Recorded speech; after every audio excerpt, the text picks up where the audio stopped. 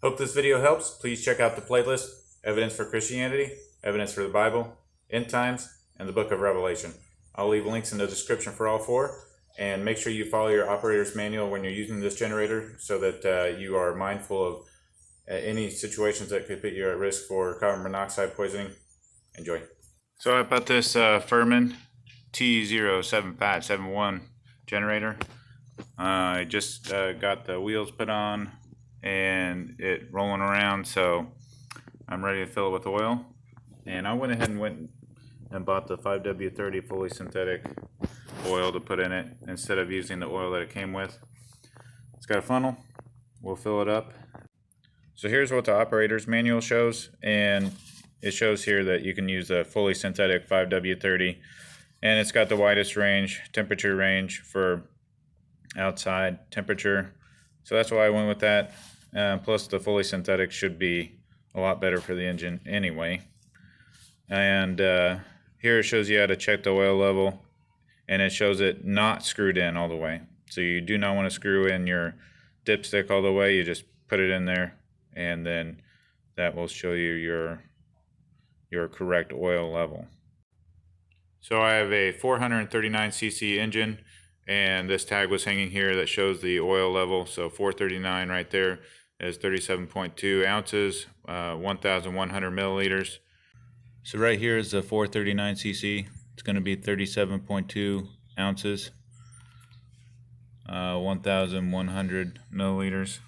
I needed 2 quarts because 1 quart's only 32 ounces, and as you can see, it's only 946 milliliters in 1 quart.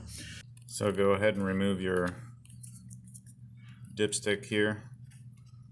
This is where we're going to put the oil in at, and wipe off any oil that is on it. Put it on a clean rag.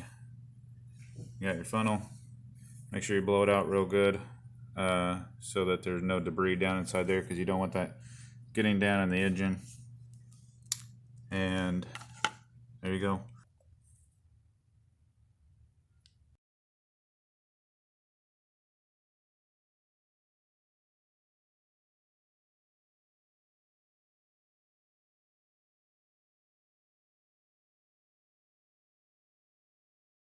So just with 1 quart in there, you can see the oil's all the way up there to that level. So with just 1 quart in there, make sure that your dipstick is not screwed in all the way, and then just push it till it stops and it's kind of flush, and it is flush. And then you probably can't see it, but the oil level shows that it's at the bottom of the H, so you just got a little bit more to go with 1 quart in there.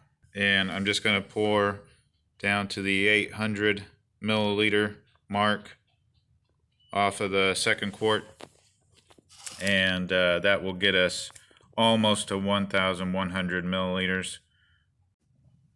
So just a valuable lesson I'm going to pass on to you. Make sure that you hold on to the funnel while you're filling it, because this thing has a tendency to just flip over and then dump oil onto the floor. So make sure you're mindful of that.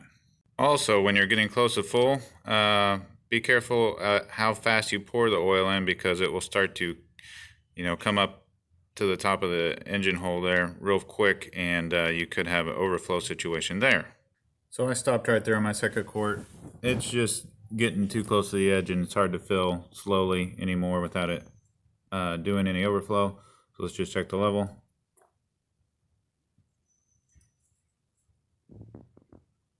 And I mean, it's just shy of it looks like it's in the middle of the H now.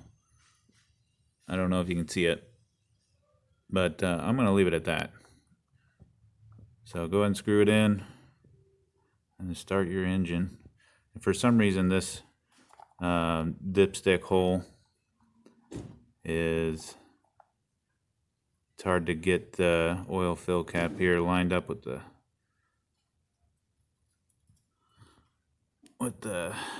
screw threads, but it's in there and it's tight now. So I'm going to be setting mine up with a propane tank, and you're going to need the regulator here that comes with it,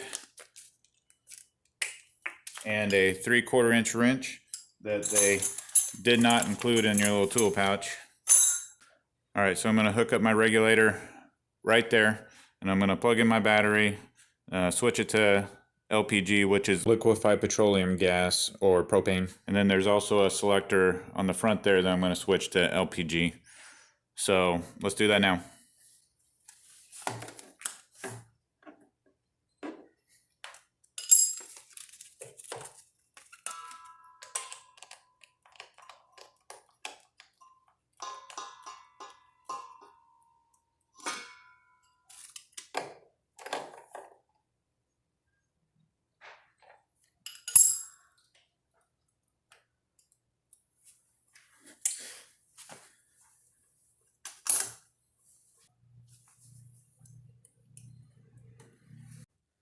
So the main reason I want to use propane right now is because I'm just going to start it up to test it and to make sure that everything's working so that I can just stash it away. And for warranty purposes, I want to make sure that my product works. Anyway, let's get it started. So if you notice right there that light turned on, letting you know it's ready to start.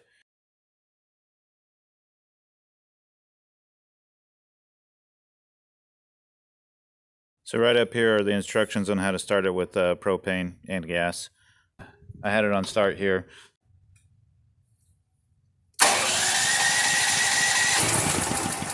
So now I'm going to switch it over to run.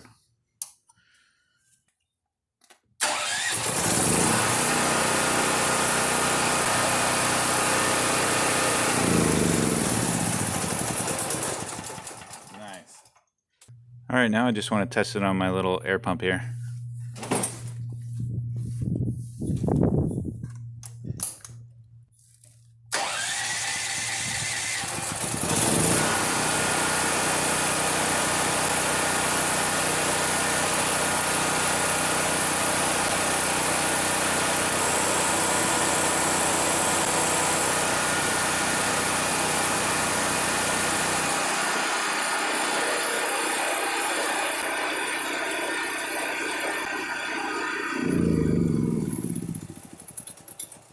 Alright, so it all tested out good. Now I'm going to put it back in storage, and since I used just a propane tank to test it out, I don't need to drain gas out. So that's one of the main reasons I wanted to use propane to test it instead of gas.